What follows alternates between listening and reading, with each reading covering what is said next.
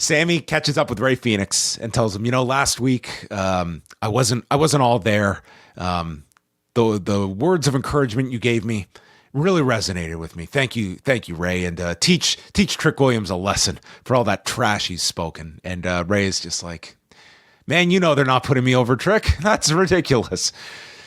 Trick comes out. He cuts this awesome promo. He addresses Sami Zayn, the guy who can't get the job done. He says, Sammy, you've got sketches on your feet.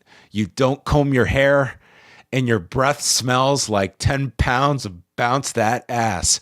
How they expect this guy to stay a heel is beyond me. He was already getting all these cheers, and when he won this match, this whole place was chanting, whoop that Trick. In my mind, he is a babyface. They're just clinging to this non-existent, heel reaction that he is not going to get with promos like this. Yeah, I mean, listen to the reaction upon his entrance. This crowd already is going crazy to the song, right? And I really feel like they probably, I'm sure they see that, and I'm sure they already have plans for this babyface run.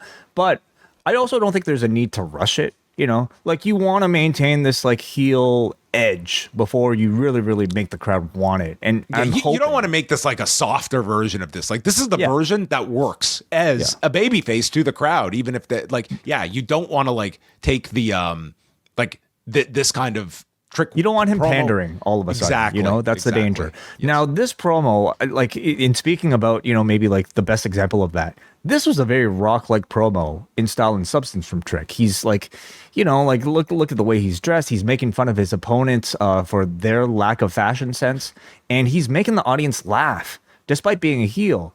And he's getting babyface reactions as a result, much like the way The Rock was. And I just feel bad for all the babyfaces that he's going to be up against, because like a Ray Phoenix and even a Sammy, I just don't think they stand a chance. They're going to look so uncool next to this guy. Well, he says Sammy's going to get eaten alive by Cody and Fatu tonight. Well, not wrong.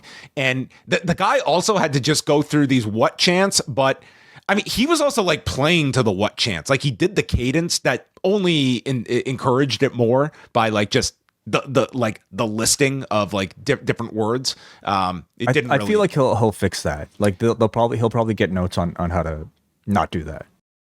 And then he ended this by saying about his opponent tonight: when people go to the zoo, they don't want to see a squirrel do a flip, but they want to see a lion like me get up. You guaranteed he's heard that line many a time. They don't want to see a squirrel do a flip. Oh boy.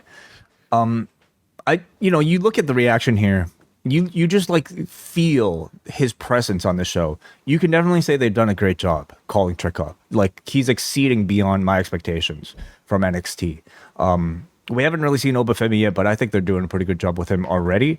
But you can say Trick is certainly the front runner of this class so far. Well, they had this match, and Trick took most of this match. Phoenix is just, hey, we all make our choices, and this is Phoenix's lot. He gets pressed in the air. Trick now is just taking the Booker T, staring at his hand and shaking it with the 5-time sign, and that sets up the Trick slap. So just literally every striking maneuver, he just puts Trick at we have the trick kick, the Trick shot, the Trick slap, we have the Trick punch, we're going to have the Trick forearm, we're going to have the Trick headbutt. It's just Trick everything. This guy's not staying up late renaming these moves and coming up with Joey Styles inventions. There's a frog splash by Phoenix. Trick kicks out and then does a double springboard crossbody to the floor onto Trick and did this double stomp off the post to Trick seated on the buckle. But then Phoenix just runs the ropes and boom, Trick hits the Trick shot and pins this guy. Whoop that Trick throughout the whole arena. And a great presentation of Trick Williams. And for Ray Phoenix, he did not gain revenge for him and Sami Zayn, who at this point might end up in this tag division. He's looking forward to his next date in AAA, I'm sure. Yeah. It's hey, you guys do know my brother works in this company too. We're very good as a team. We could do a lot of stuff together. We got Dragon Lee. We're good. It's no, we're fine. They may think Dragon Lee is his brother at this point. They're just confused. I thought this resulted in a pretty good match here, and the crowd was responding really well to it. And Trick, I feel exemplifies what what skills somebody might have that are tailored for a main roster act. And that's principally size and charisma, of which this man has a lot. And unfortunately, you compare him to somebody like Rey Fenix, who does not have either of those things. You can understand why maybe they're choosing to push one and not the other. Like, this is just a company and a product that seems to favor size and charisma over a lot. That's not to say in ring he's not keeping up, because I feel like he's actually like showing that he's quite capable here.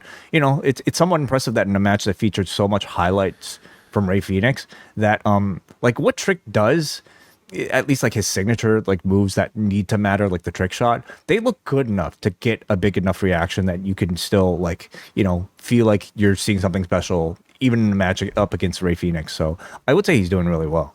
What is the Michael Hayes Unreal report card going to be on Rey Fenix?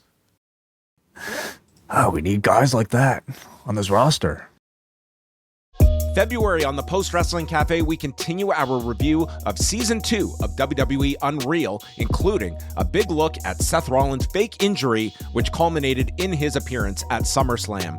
We're going to be looking back at Shinya Hashimoto with a special career retrospective on Rewind Away, plus a review of Extreme Rules 2011, as John Cena announces to the WWE audience that Osama bin Laden has been compromised to a permanent end. We'll also take a look at New Beginning in Osaka, TNA No Surrender, and new members can take advantage of a 7-day free trial. Go to postwrestlingcafe.com and jump on board in February.